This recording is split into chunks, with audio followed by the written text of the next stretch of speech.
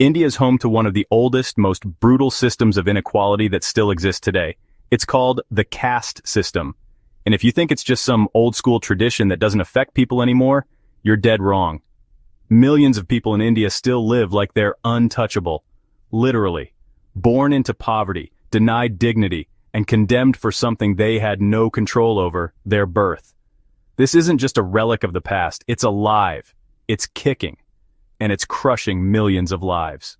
To understand how something so twisted could have survived for over 2,000 years, we've got to go back, way back, to the roots of the caste system. The origins of the caste system go all the way back to around 1500 BC, when the Indo-Aryans migrated into the Indian subcontinent. They brought with them not only their language and religion, but a strict social hierarchy based on occupation. This was later written down in the Hindu scriptures, particularly the Manusmriti, a text so ancient it makes the Bible look modern. The caste system, or Varna system as it was originally called, divided society into four main groups. First, the Brahmins, the top dogs, priests, scholars, religious leaders. They were considered the closest to God, the mouth of the cosmic being according to Hindu mythology, because of course they're the ones who speak the word of God.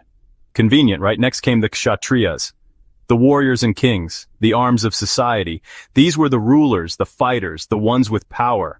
If Brahmins were the brain, the Kshatriyas were the brawn. Then the Vaishyas, the traders, the merchants, the farmers, the stomach of society apparently, feeding the rest with their labor and business. And finally, the Shudras, the laborers, the service providers, the feet, the ones who clean, build, carry, serve. Supposedly the lowest of the four Varnas, they were still part of the system, but always reminded they were at the bottom. But wait, it gets worse. Below even the Shudras, not even considered part of the official caste system, were the so-called Dalits, or untouchables. These were the people who did the dirtiest jobs, cleaning human waste, dealing with dead animals, sweeping the streets. Not only were they excluded from religious rituals, temples, and education, they were quite literally avoided. If you were touched by one, you had to purify yourself.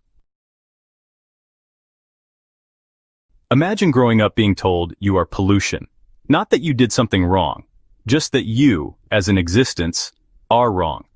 This system, over time, wasn't just about jobs. It hardened into a rigid social order where your caste determined who you could marry, where you could live, whether you could go to school, what you could eat, even what shadow you could cast. Yeah, in some villages, a Dalit's shadow was considered so filthy that higher castes wouldn't walk near them.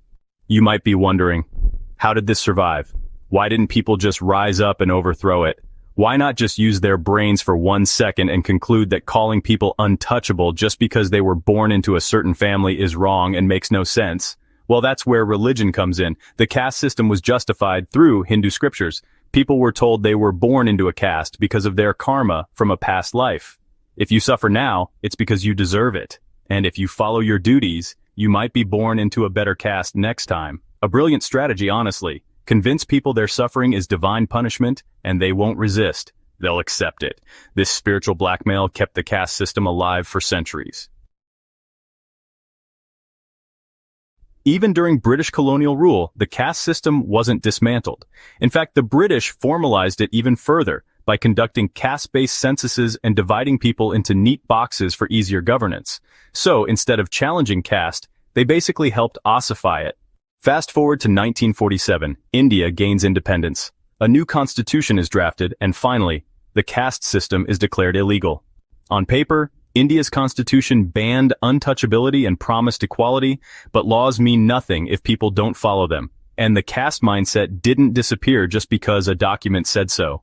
The reality is that caste discrimination is still a brutal daily fact of life in modern India. Let's start with education. Dalits and other lower caste students are regularly bullied in schools. Teachers ignore them. Classmates mock them. In some cases, they're made to sit separately. And if they do make it into universities, which is rare, the harassment doesn't stop. There have been multiple cases of Dalit students dying by suicide after facing relentless discrimination on campus. Then there's employment. Dalits are still largely stuck doing the most dangerous, degrading jobs, like manual scavenging. Yes, that's still a thing. Thousands of Dalits clean human feces with their bare hands for a living in 2025. They're paid next to nothing, often die from toxic gases, and are treated like trash. And here's the kicker. Manual scavenging is also illegal, but nobody enforces the law. Because the people doing the abusing are usually from higher castes, and the authorities don't care.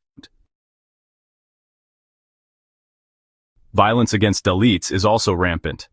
According to India's own National Crime Records Bureau, crimes against Dalits happen every 10 minutes. That includes beatings, rapes, murders. In many rural areas, if a Dalit dares to ride a horse at their wedding or wear nice clothes or walk through a dominant caste neighborhood, they're attacked. Because how dare they act like they're equal? And let's not pretend this is just a rural problem. Even in cities, caste shows up in hiring practices, housing discrimination, marriage, you name it. Urban educated Indians still ask about caste before arranging a wedding. Landlords still refuse to rent to Dalits. Job applications still quietly filter people by last names. Then there's politics. Sure, India has had Dalit politicians, even a Dalit president once, but these are exceptions, not the rule. In most places, Dalit voices are silenced. Political power is hoarded by dominant castes, and when Dalits do protest, they're often met with brutal police crackdowns or media silence. India loves to sell the image of a modern, rising superpower, with Silicon Valley engineers, Bollywood stars, moon landings, and billionaires. But underneath that shiny surface is a country where over 200 million people are still treated as subhuman because of their birth. And no, it's not just about tradition or culture. That's a lazy excuse. You can't hide centuries of cruelty behind words like culture. You know what's even more tragic? The people who are suffering the most are the ones who keep the country running. Dalits clean the streets, build the roads, grow the food, fix the sewers. Without them, India would fall apart. And yet, they're treated like garbage. And what has Modi and the Indian government done to change this? Not much. Sure, there are affirmative action policies, called reservations, that reserve seats in schools and government jobs for lower castes. But they're limited, poorly implemented, and often trigger backlash from upper castes who scream reverse discrimination. Meanwhile, the everyday discrimination continues unchecked. Even Indian tech companies, the same ones that build apps used around the world, have faced accusations of caste bias in hiring. In the US, companies like Google and Cisco have had caste discrimination complaints filed by Indian employees working abroad. That's how deep this runs. And don't even get started on the media. Indian media, which is mostly controlled by upper caste owners, barely talks about caste unless it's a headline-grabbing tragedy. The stories of everyday discrimination? They're ignored. Dalit journalists? Rare. Dalit voices? Drowned out. And the truth is, many Indians simply don't want to talk about caste. It makes them uncomfortable. They'll say things like, "We're all equal now," or "Caste doesn't matter anymore." But that's easy to say when you've never had to eat separately, beg for dignity, or watch your friends be assaulted for daring to drink from the wrong well. One of my favorite films is Slumdog Millionaire, and it perfectly portrays the brutal life of a Dalit. Caste is not dead. It's not even dying. It's just evolved.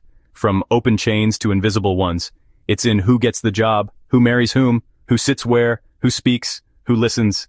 It's in the silences, the jokes, the resumes, the surnames. And the worst part? The world barely knows about it. Everyone talks about racism in America or apartheid in South Africa, but caste in India? It's treated like a taboo. Well, it's time to talk about it. India can't call itself a modern nation while dragging a system as cruel and backward as caste into the 21st century. If India really wants to rise, it needs to bury caste, not its victims. If you want more deep dives into issues that get swept under the rug, hit that subscribe button and check out the next video. It only gets deeper from here. Thanks for watching.